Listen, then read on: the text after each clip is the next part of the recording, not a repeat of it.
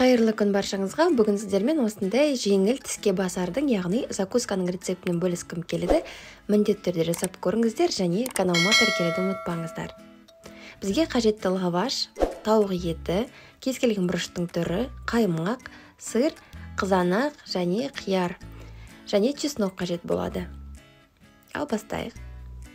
Ең алдымен бізге лавашты тік төртбұрышты қылып кесіп алу қажет.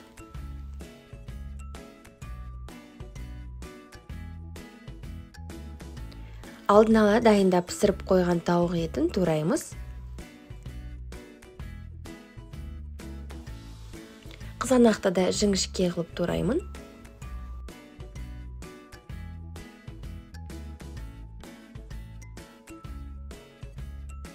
Және қиярды тураймыз.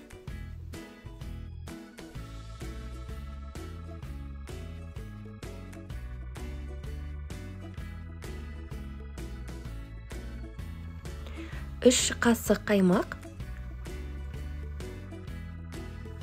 және 2 чеснок. Жалпы біздің аймақта чеснок дейді, кейбір жерде сарымсақ дейді. Сіздерде қалай атайды екен, комментарияға пікірлеріңізді қалдырыңыздар. Және укроп. Барлығын қосамыз және араластырамыз. Бір шымшым тұз қосуды ұмытпаңыз.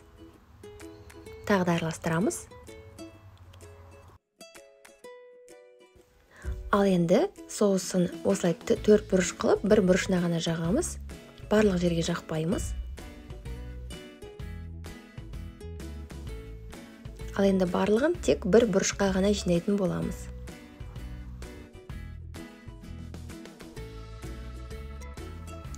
Кез келген ретте жинасаңыз болады.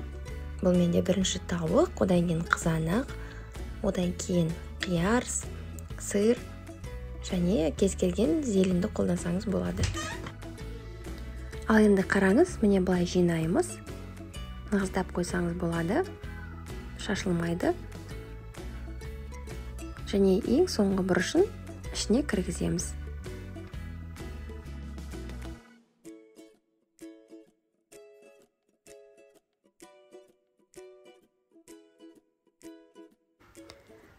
Тағы бір көрсетейін, тек бір бұрышқа ғана жинайтын боламыз.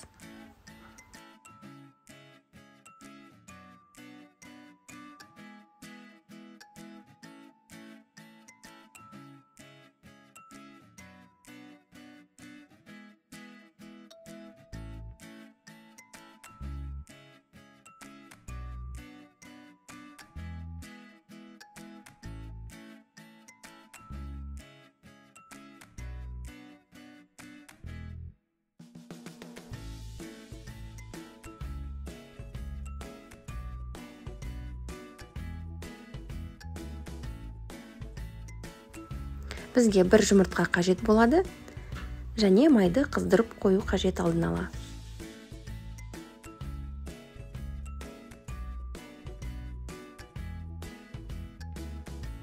Кішкене қызарғанға дейін ғана бір осылай қуырып аласыз, сонымен дайын болады. Міндетті түрде жасап көріңіздер, және комментария пікірлеріңізді қалдыруды ұмытпаңыздар. Астарыңыз дәмді болсын.